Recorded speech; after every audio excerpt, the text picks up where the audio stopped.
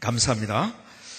오늘 먼저 사진 한 장을 보여드리면서 오늘 말씀을 시작하겠습니다. 보여주기 싫은 사진인데 왜냐하면 제가 피곤해가지고 얼굴이 부었습니다. 근데 왜 이 사진을 보였는지 아십니까? 제 얼굴을 보여드리려고 하는 것이 아니고 이런 것을 소위 인증샷이라고 하죠. 아세요? 내가 저거와 함께 찍었다. 누구와 함께 찍었다. 뭔지 아세요? 사실은 제 사진을 보여주는 게 아니고 저 뒤에 있는 거 한번 보실까요? 가까이에. 더 가까이 가봅시다. 이 그림을 본 적이 있나요? 이 그림이 누가 그린 건지 혹시 아시나요? 이야, 역시 수준들이 있으셔요. 뭉크의 절규라는 그림입니다. 조금 더 가까이 가볼까요? 전체를. 이 그림을 그릴 때 뭉크는 일기에다가 이렇게 글을 썼어요. 그의 일기를 읽어드리겠습니다. 친구 2명과 함께 길을 걷고 있었는데 거리에 피오르드가 내려다보이는 언덕 쪽으로 태양이 지고 있었습니다. 바로 그 순간 갑자기 나는 너무 슬펐습니다. 하늘이 돌연 피처럼 붉게 물들었습니다. 나는 마음이 너무 초조해져서 그 자리에서 멈춰서고 난간에 기대었으며 칼에서 뚝뚝 떨어지는 피처럼 검은 피오르드와 거리 위로 낮게 깔린 불타는 듯한 구름들을 바라보았습니다. 두 친구는 잠시 동안 나를 물끄러미 쳐다보더니 다시 걷기 시작했습니다.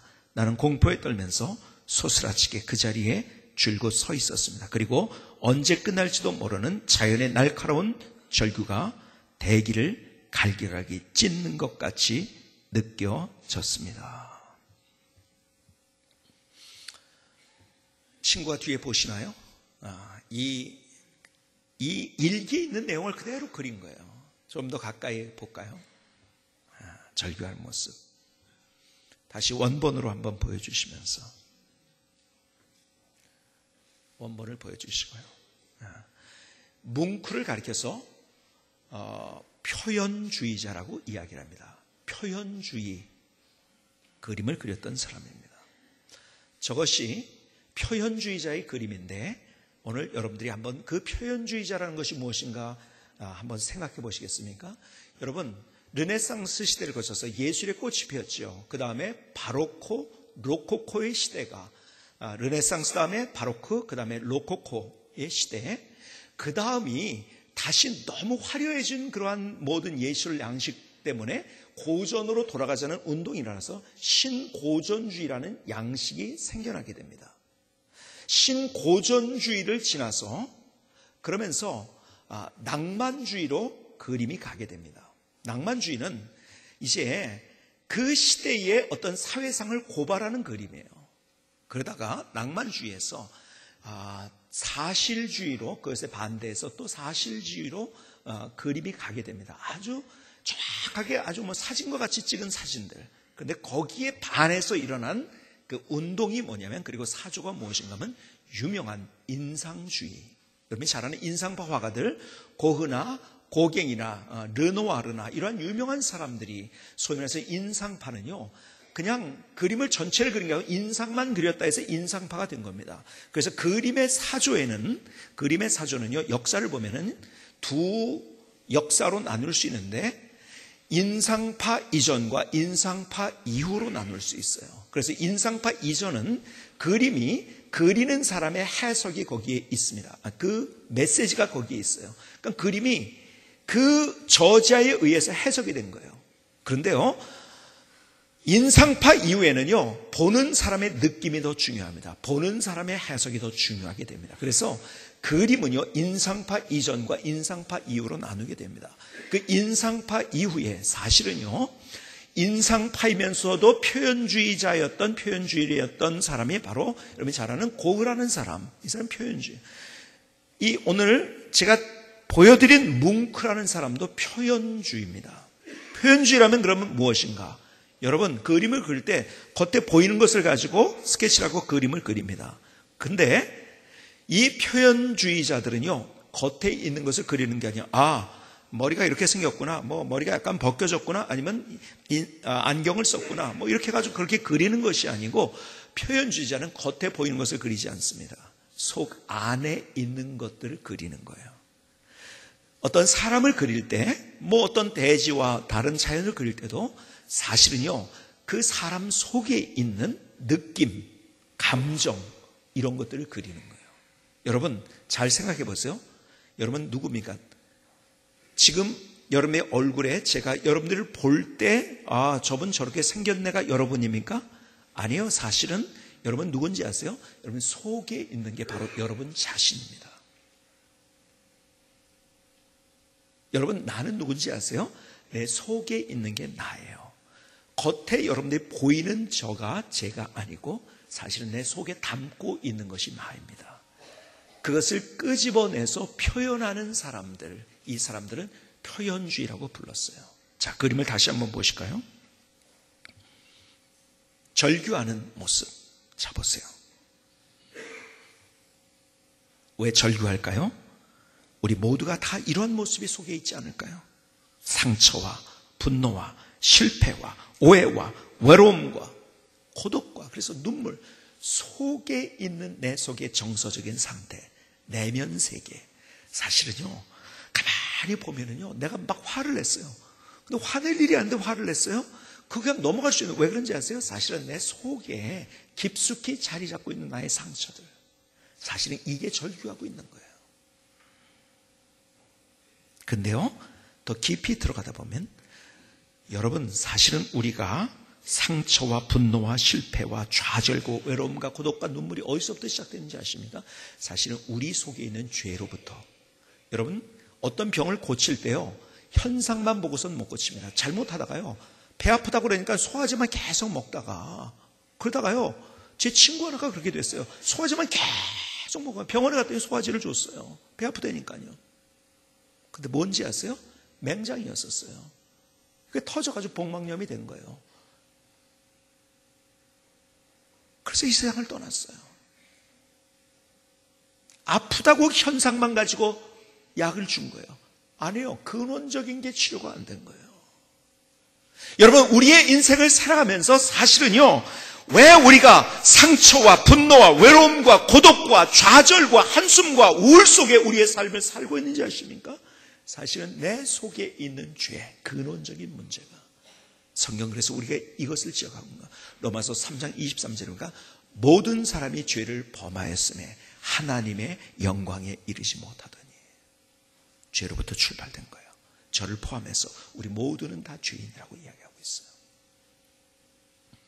사람들 속엔 그 절규가 있는 거예요. 그래서 그러다 보니까요, 그 해결책을 사람들이 찾고 있어요. 여러분, 절규만 하고 있는 사람은 그 해결책을 찾았어요. 그래서 어떤 사람은요, 아, 내가 공부를 했어, 내가 사업을 했어, 내가 결혼을 해서 뭔가 좀 내가 안정을 찾아봐야겠다, 내가 뭔가 좀 이렇게 내 내면이 좀 행복했으면 좋겠다, 풍성했으면 좋겠다, 높은 직위에 올라가려고 합니다. 어떤 사람은 그래서 중독에 빠지기도 합니다.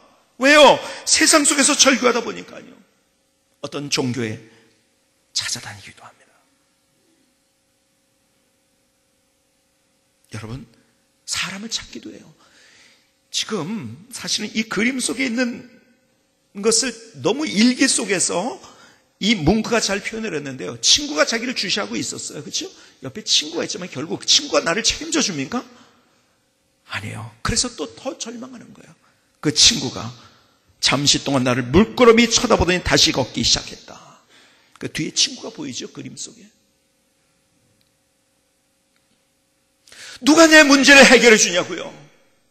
아무도 이해하지 못하는 내 안에 담고 있는 마음, 나 더 행복해졌으면 좋겠는데요, 더 풍성해졌으면 좋겠는데요, 내가 이렇게 좌절하지 않고 우울하지 않고 내가 멋진 인생을 살고 싶은데요. 그러나 인생을 살아가면서 만나는 그 모든 것들, 이 문제를 풀기 위해서 사람들은 수없이 여기를 기웃거리고 저기를 기웃거리고 수없이 해봅니다.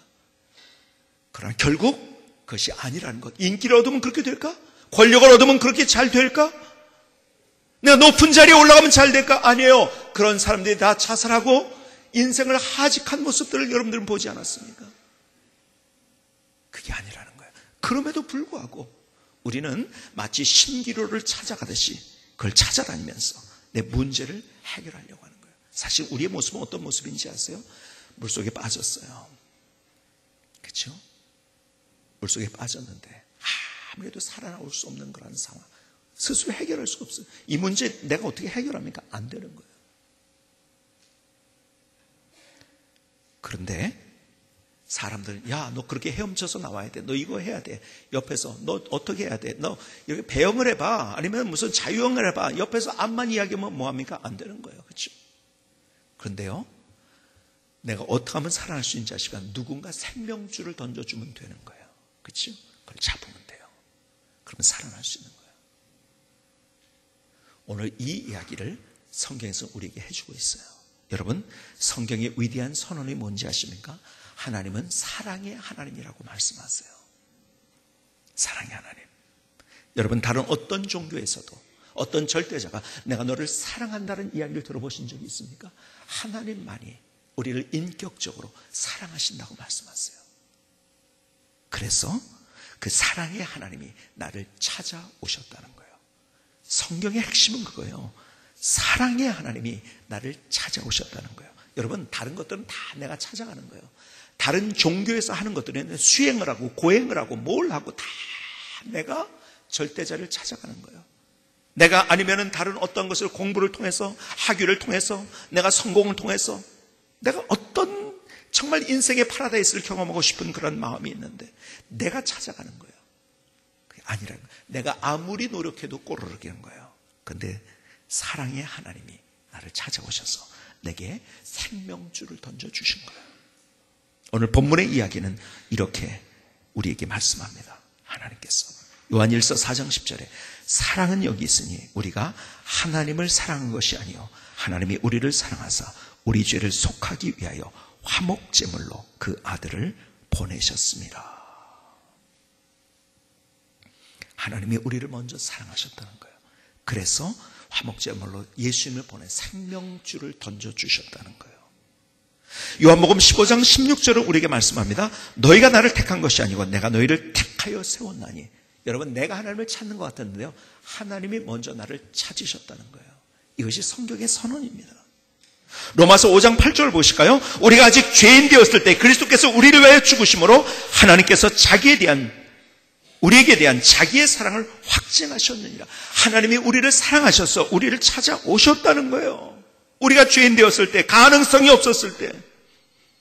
요한일서 4장 19절을 보실까요? 우리가 사랑함은 그가 먼저 우리를 사랑하셨습니다. 하나님이 우리를 먼저 사랑해 주셨어요. 다른 종교는요, 다 내가 찾아가는 거예요. 근데 찾을 수 있을지 없을지 몰라요. 근데 하나님은 나를 사랑하셔서 나를 찾아오셨어요. 그래서 내게 생명줄을 던져주신 거예요. 여러분, 성경의 핵심을 우리는 이렇게 부릅니다. 복음이라고 부릅니다. 복음이라고 합니다. 복음이란 말이 무슨 말일까요? 복음은 영어로 하면 gospel이라고 합니다. gospel. 그래서 우리가 gospel송 한다고 할 때 그것은 무슨 말인지 복음송이라는 거예요. 복음이 담겨있는 복음. 자, 보세요. 그 gospel이라는 말의 원래적인 의미는 뭔지 아십니까? 원래 뜻은 이거예요. 기쁜 소식이라는 거예요. 기쁜 소식. 하나님이 우리에게 기쁜 소식을 주셨어요. 그게 뭔지 아세요? 여러분, 성경 전체를 좀 우리가 심도 있게 정리하면 이렇게 성경은 우리에게 얘기하고 있는 거예요. 여러분, 하나님이 나를 사랑하시고 나에 대해서 놀라운 계획을 가지고 계시다는 거예요. 이것이 하나님의 의도입니다. 요한복음 10장 10절, 그러니까 도둑이 오는 것은 도둑질하고 죽이고 멸망시키는 것뿐이요 내가 온 것은 양으로 생명을 얻게 하고 더 풍성히 얻게 하는, 내가 구원받고 풍성한 인생을 사는 것, 이것이 하나님의 뜻이에요. 하나님의 의도고 하나님의 계획이에요. 그런데 보세요, 우리는 그러한 인생을 살고 있지 못해요. 그럼에도 불구하고 하나님의 뜻은 그것인데 왜 그런지 아세요? 그것은 성경에 우리에게 정확하게 진단을 합니다. 예? 배 아프기 때문에 그냥 소화제만 주는 것이 아니라 지금 맹장이 걸렸다고 정확하게 우리에게 진단은 뭐라고 말씀하는지 아세요? 로마서 3장 23절을 다시 보실까요? 모든 사람이 죄를 범하였음에 하나님의 영광에 이르지 못하더니. 하나님의 수준이 여기까지 했는데 우리는 여기에서 죄 때문에 하나님의 수준에 이르지는 못해. 그래서 하나님과의 관계가 단절이 된 거예요. 하나님과의 관계가 단절. 하나님은 죄를 보실 수 없는 분이에요. 왜? 공의의 하나님이시기 때문에, 거룩하신 하나님이기 때문에, 죄를 못 보시기 때문에, 죄란 것이 우리 안에 있어서 우리와 하나님 사이를 단절시켰다는 거예요. 그래서 이사야서 59장 1절과 2절에는 이것을 이렇게 다시 표현을 합니다. 여호와의 손이 짧아 구원하지 못하심도 아니요 귀가 둔하여 듣지 못하심도 아니라 오직 너희 죄악이 너희와 너희 하나님 사이를 갈라놓았고 너희 죄가 그 얼굴을 가리워서 너에게 듣지 않으시게 함이니라. 하나님과 우리 사이의 죄라는 문제 때문에 하나님은 이미 우리에게 다 계획하셨어요. 준비하셨어요. 근데 이것이 우리를 가로막고 있는 거예요. 왜? 하나님은 공의의 하나님, 거룩하신 하나님이기 때문에. 근데 이 죄의 문제를 우리가 어떻게 해결할 수 있나요? 아무도 해결할 수 없어요. 스스로 이 문제를 고행을 해서 죄가 사해집니까? 수행을 했다고 죄가 사해집니까? 착한 일 했다고 다른 죄 없어지는 겁니까? 여전히 우리는 죄인이에요. 내가 공부를 잘해도요, 내 사업에 성공해도요, 내가 대통령이 돼도요, 내가 높은 지에 올라가 권력을 얻는다 할지도 여전히 죄인인 거예요. 그 문제를 누가 해결할 수 있습니까? 가장 근원적인 우리의 문제가 죄의 문제인데 그걸 누가 어떻게 해결할 수 있단 말입니까? 전두환 대통령과 노태우 대통령이 같이 감옥에 갇혔어요. 한 사람이 이렇게 얘기합니다. 하하, 자네가 사형을 언도받았나? 내가 용서해 줄 테니까 감옥에 나가거라. 됩니까? 안 되는 거죠. 하하, 자네가 무기징역을 받았는가? 내가 다 용서해 주지. 다 내가 용서해 줄게. 나가라. 됩니까? 안 되는 거예요. 누가 누구의 죄를 용서할 수 있단 말이에요. 여러분, 내가 아무리 애쓰고 노력하고 힘을 쓰고 정말 내가 몇 년 동안 장자부라 뭐예요? 눕지 않고 앉아서 잠을 자면서 수행을 한다 할지라도 죄가 해결됩니까? 아니에요. 성철 스님은 그렇게 수행했지만요, 내 죄가 수미산보다 더 높다고 자기가 스스로 고백을 했어요. 해결할 수 없는 죄. 내가 노력하고 내가 애쓰고 내가 최선을 다해보지만 어떻게 할 수 없는 나의 죄. 그런데 하나님께서 그 모든 죄의 문제를 나를 사랑하시기 때문에 그분이 해결해 주신 거예요. 어떻게? 요한복음 3장 16절은 우리에게 이렇게 말씀합니다. 하나님이 세상을 이처럼 사랑하사 독생자를 주셨으니 이는 그를 믿는 자마다 멸망하지 않고 영생을 얻게 하려 하심이라. 우리에게 예수님을 이 땅에 보내셨어요. 이것은 하나님의 선물이에요. 여러분 보세요. 예수님은 정말 좋은 산상수훈을 우리에게 주시고 그 다음에 병자를 고치시고 기적을 행하셨어요. 그럼 그것 때문에 이 땅에 오신 분이 아니에요. 그분의 목표는, 그분의 사명은 뭔지 아세요? 십자가였어요. 가장 비참하게 죽는 저주의 십자가. 그 십자가는 하나님의 사랑과 하나님의 공의가 담겨 있는 거예요. 자, 보세요. 나는 죄로 말미암아 그렇게 우리가 심판받아야 되는 나.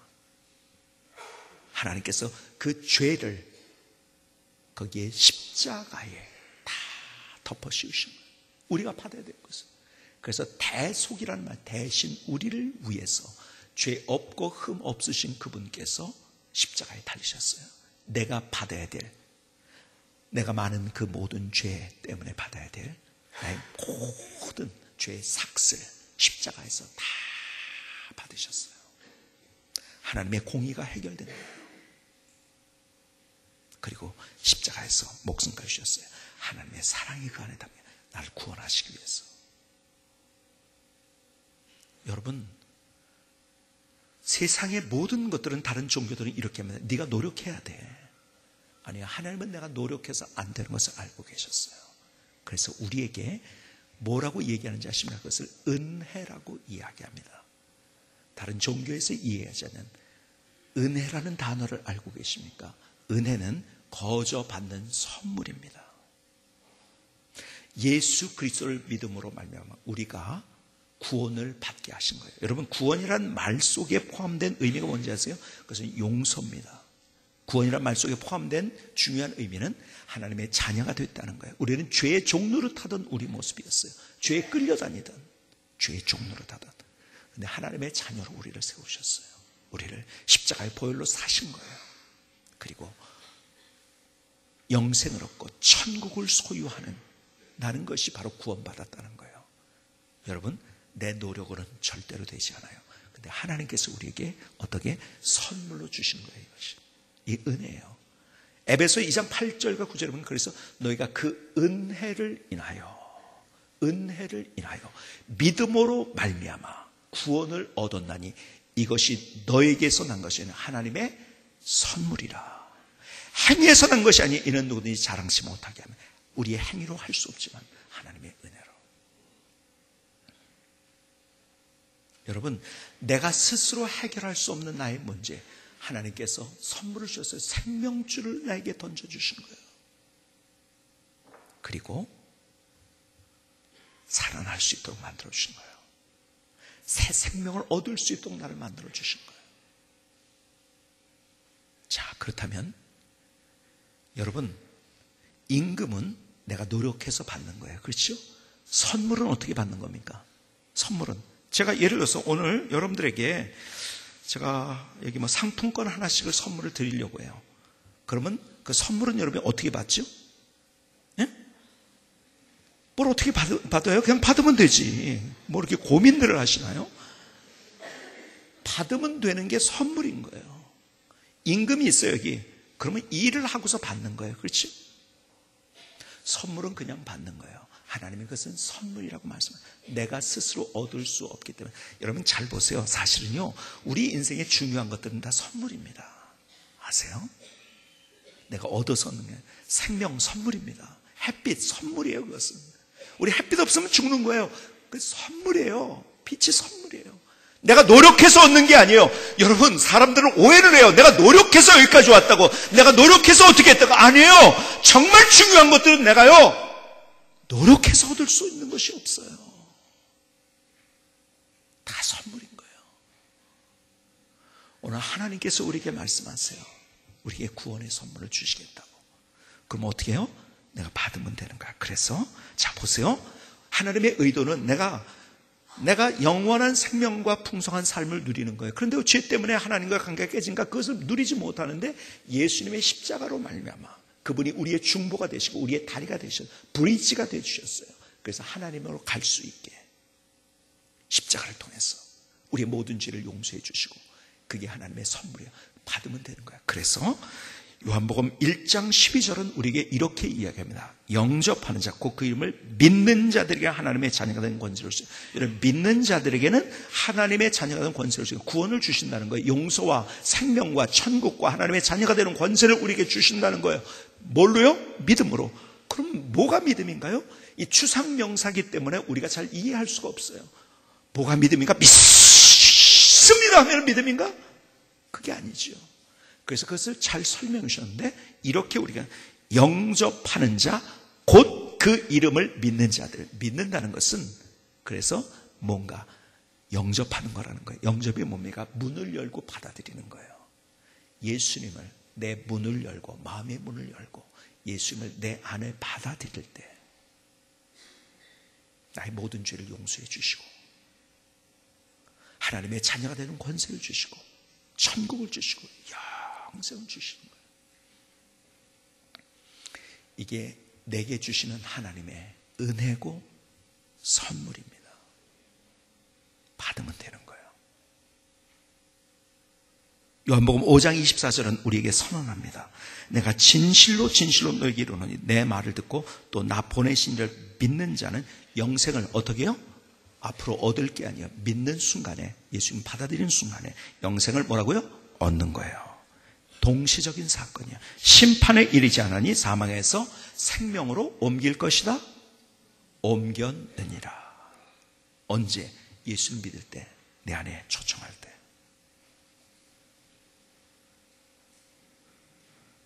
하나님께서 여러분들을 사랑하셔요. 그래서 먼저 찾아오셔서 내 인생을 살아가면서 내가 그렇게 방황하고 힘들고 어렵고 그래서 절규하는 나의 인생 가운데 내 것을 누가 위로해 줄 수 있단 말입니까? 내가 가진 그 아픔을, 눈물을, 상처를 누가 위로해 줄 수 있단 말입니까? 내 답답한 문제를 어떻게 해요? 내 우울한 나의 마음을 어떻게 누가 해결해 줄 수 있나요? 내가 두려워하는 마음, 염려하는 마음 누가 해결해 줄 수 있나요? 내가 이것도 찾아보고 저것도 찾아보고 친구도 찾아보고 내가 권력이 내가 무엇을 통해서 사업을 통해서 내가 돈을 많이 벌면 그러나 여전히 그게 아니라는 것. 가보면 그것이 신굴이었다는 것을 우리는 알게 되는 거예요. 근데 주님께서 우리에게 말씀하세요. 너 그거 찾아다니고 있지. 근데 너 내가 누군지 아니? 주님이 하신 말씀이에요. 나는 너를 사랑하되 그래서 내가 네가 나를 찾기보다 내가 너를 먼저 찾았다.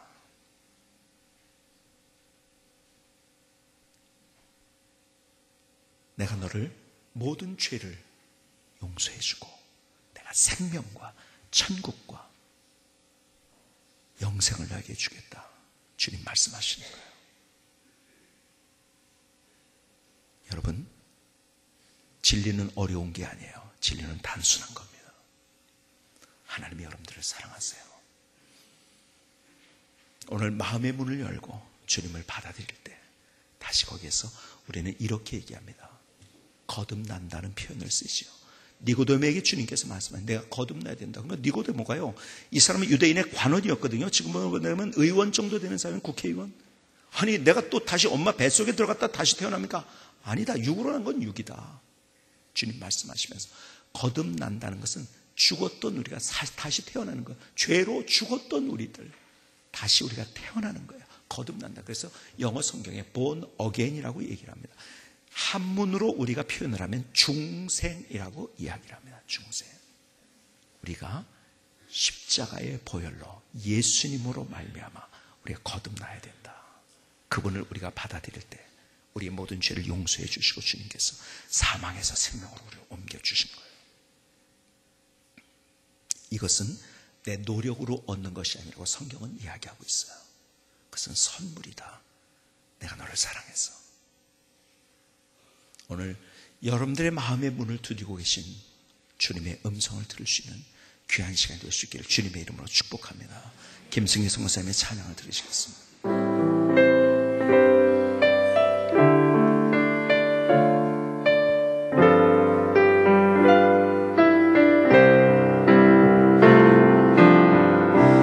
하나님의 사랑을 아시나요?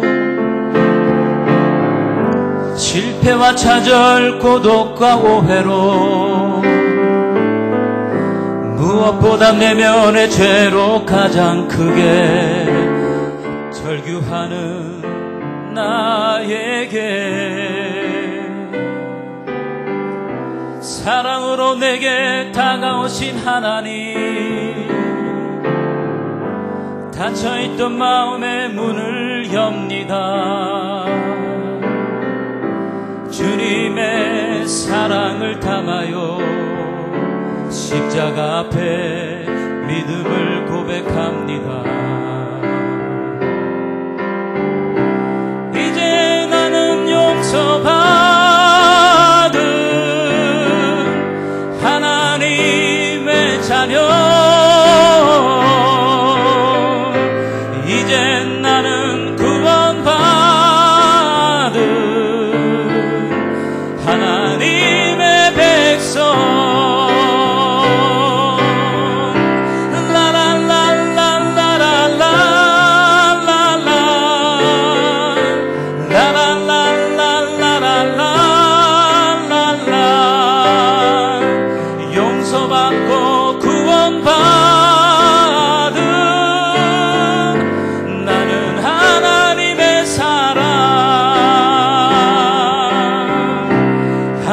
사랑을 아시나요?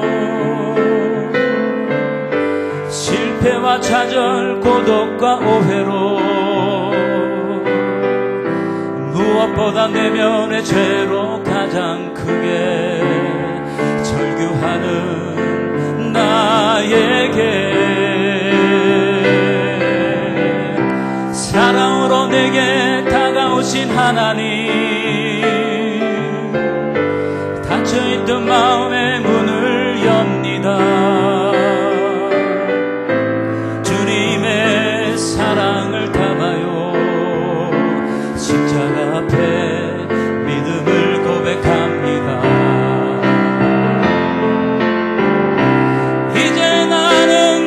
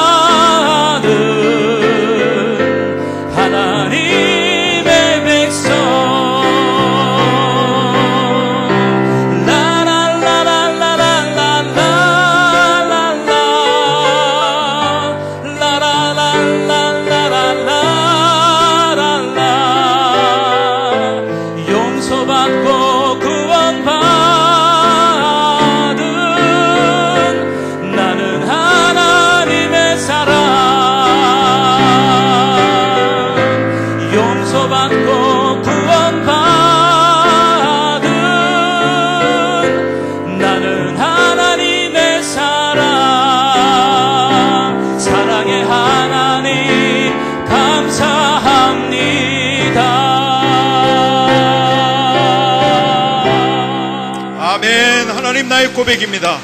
하나님 나의 노래입니다. 하나님 나를 받아 주시옵소서.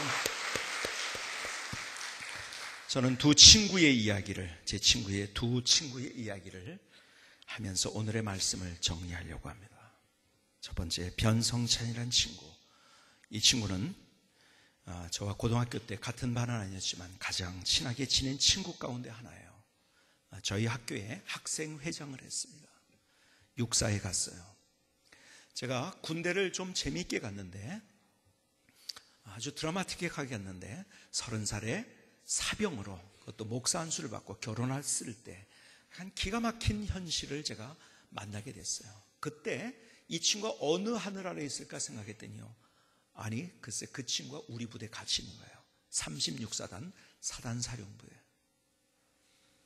너무너무 놀라고 그 친구를 거기서 만났죠.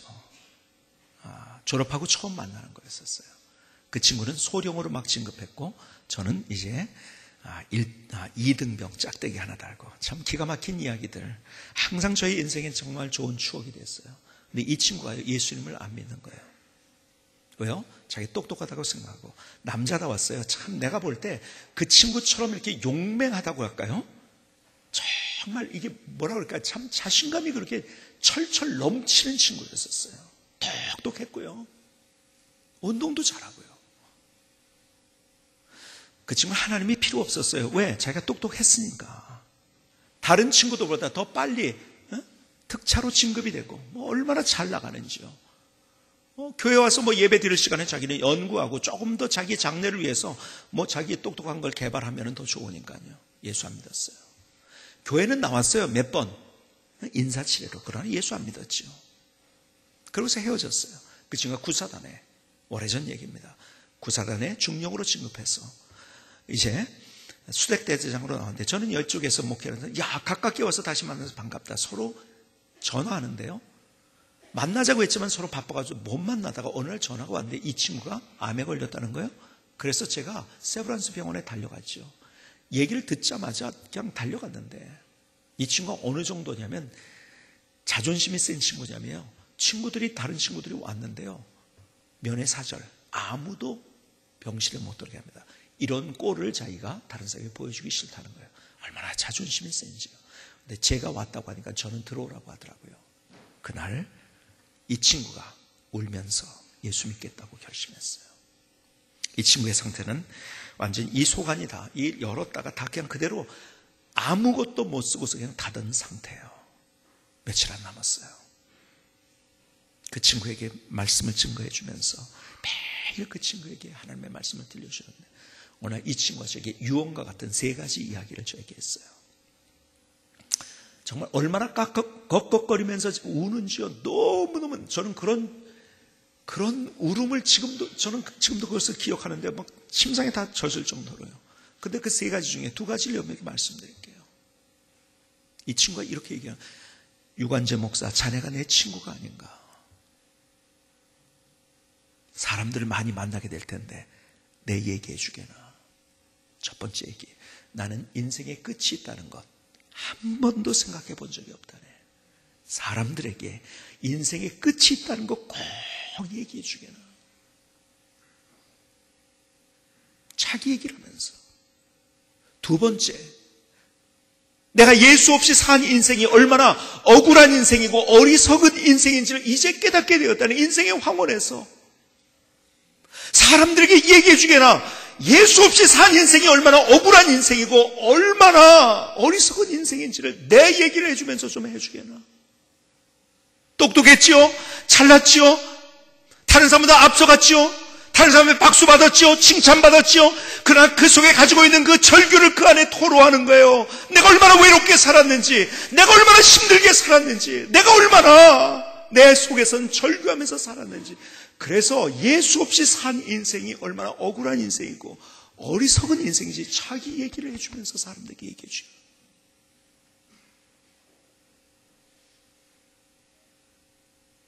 그래요. 우리는 예수 안에 희망이 있는 거예요.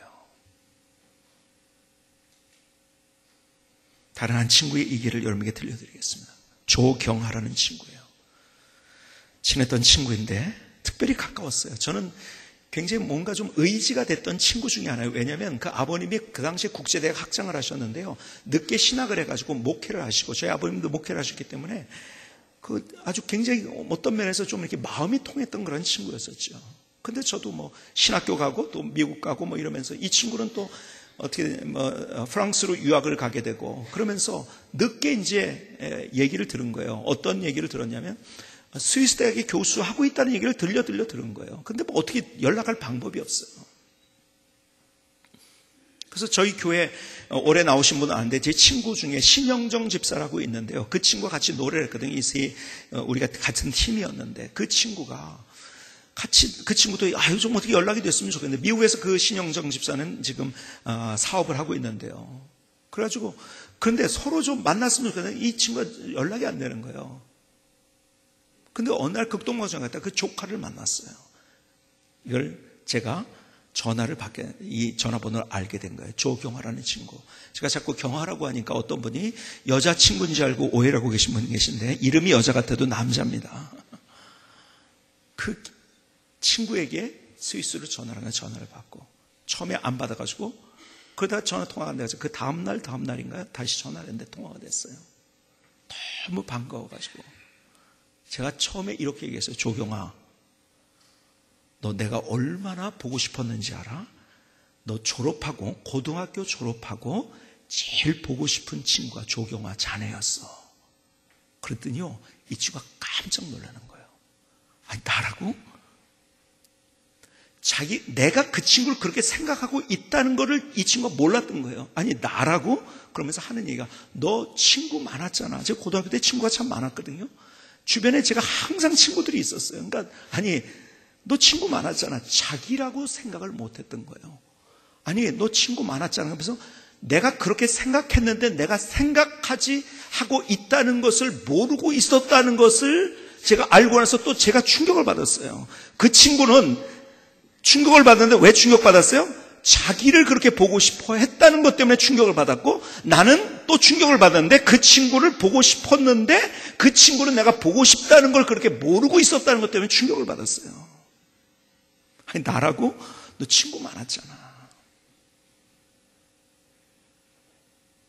내가 그러고 전화를 굉장히 오래 하고서 그 다음에 이제 한국에 나와서 이미 이 친구는 이제 스위스 대학에서 교수를 하다가 어떤 그 파이낸셜 회사에 이제 사장이 같이 일하자고 해서 부사장으로 같이 있다가 그 다음에 이제 자기가 독립을 해가지고서 아주 좋은 회사, 견실한 회사를 멋있게 그 스위스에서 운영을 하고 있어요. 한국에 나와서 같이 만났는데 얼마나 반갑던지요. 어느 날 그냥 반나절을 그냥 옛날 얘기하면서 그냥 같이. 근데 보세요. 나는 그렇게 보고 싶었는데 그 친구는 몰랐던 거예요. 여러분, 하나님의 마음 아세요? 내가 그 친구 그렇게 보고 싶어 했던 것처럼, 아니 그 이상, 아니 몇 배, 몇십 배, 몇백 배로 하나님이 여러분들을 사랑하신다는 거 아십니까? 여러분을 찾고 계신다는 거 아십니까? 성경을 통해서 보여주는 하나님의 마음이에요. 여러분이 누구의 손을 붙들고 이 자리에 왔는지 모르겠어요. 여러분이 이 자리에 오게 하신 그분이요, 여러분이 생각하는 것보다 여러분들을 더 사랑하고 존중합니다. 그 마음 하셨으면 좋겠어요. 그런데 그것보다 더 하나님께서 여러분들을 더 보고 싶어 하시고 찾고 싶어 하시고 나를 안아주고 싶어 하세요.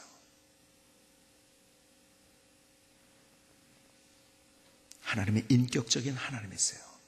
나를 사랑하세요. 나를 진짜 아시는 분은 하나님이세요.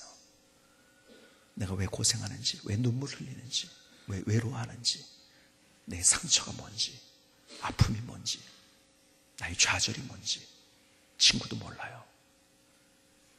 그 때문에 더 열심히 내가 세상 살려고 했지만 그럼에도 불구하고 내 안에 있는 절규, 그것을 아시는 그분이 바로 나의 하나님이세요. 내가 너를 얼마나 사랑하는지 알아? 내가 너를 찾고 있었어. 오늘 하나님의 마음을, 하나님의 심장을 이해하는 귀한 시간이 될 수 있기를 주님의 이름으로 축복합니다. 기도하시겠습니다.